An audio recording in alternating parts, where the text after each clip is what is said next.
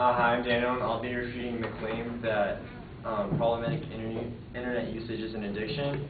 And the proponent of this claim begins his speech with a little foreword, which I'll read to you now. In it, he states that problematic internet usage is not recognized as an addiction by either the APA or AMA as a diagnosis or disease. The implication for this is that it does not exist, and therefore there are no recognized treatment. That this belief is wrong, and that internet addiction is a valid addiction that should be recognized as a serious illness, which leads him to his first point, that problematic internet usage meets the requirements to be considered an addiction because it contains the three necessary elements of addiction. And my counterclaim is that if it in fact does meet those claims, then there's no controversy in that statement, and rather it's just informing us of the facts.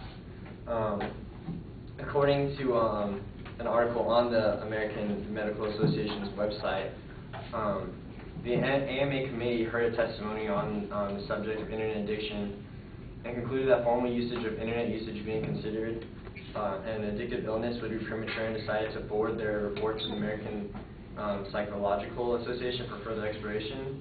This to say that the very institutions that were used to say internet addiction isn't a problem, is in fact considering it and hasn't ruled out the idea of that being a problem. Not only this, but the implication that there's no treatment and no one recognizes it as a problem is false. When searched in Google internet addiction treatments, multiple things come up, including a site called netaddiction.com, which upon searching on the website has been around for several years. His secondary claim is that problematic internet use has a negative effect on the psychosocial functioning of the user. This statement is incredibly vague as to what, one, what problematic internet usage even is, and two, what those negative effects are. While some time can be spent completely on the internet has also created new opportunities to interact with other individuals on a massive scale. Websites like Facebook and MySpace, email, Skype have all made it possible to connect with people in an instant despite geographical barriers. It's unclear to what extent internet usage even becomes a negative effect on the user's life. An article on the APA's website that conducted a study asking users of World of Warcraft and online gaming RPG, asked them why they played the game and continue to spend so much time on it, and the most common response was because of the friends that they had made. So while it may not be a personal and front-to-front interaction, it's still an interaction nonetheless, which gives those users a type of social life, even if it's not what everyone might consider normal.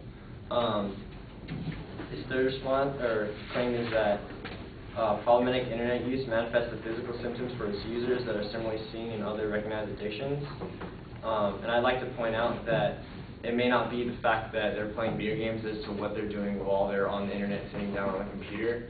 It's not necessarily being on the internet that causes back pain as much as having poor posture, or staring at a screen can be just as equally problematic to your vision as staring at a TV or being at a movie theater or whatever.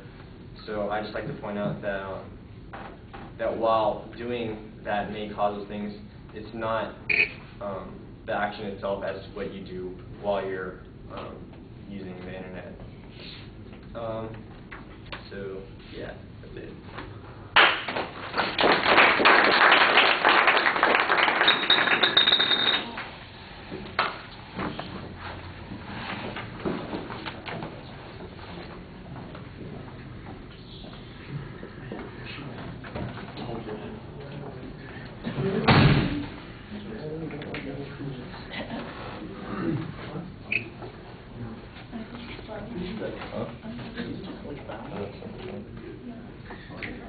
Peace out.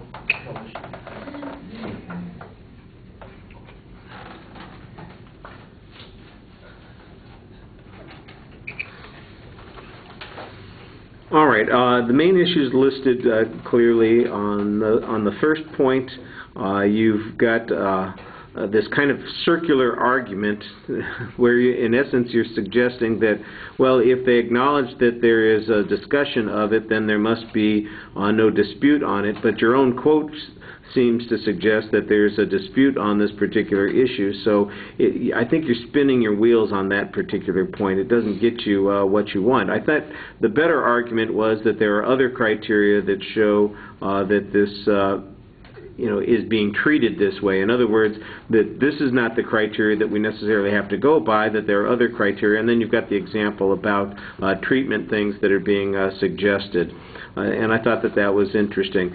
You also have this kind of counter criteria, and I think you ought to show us that it's a valid criteria to use.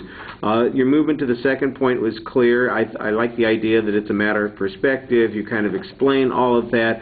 The strongest part of the argument was the evidence that provides that people actually are finding some utilization of this, and especially when it comes to relationships, and although they may not be traditional kinds of relationships, that there's some degree of satisfaction to them. On the third point, again, the signposting is pretty clear. You're suggesting counter-causality on some of these injuries or problems that people face. I think you could provide a little bit of evidence on that point. You just have a press on this point, and it needs to be stronger. Okay, thank you.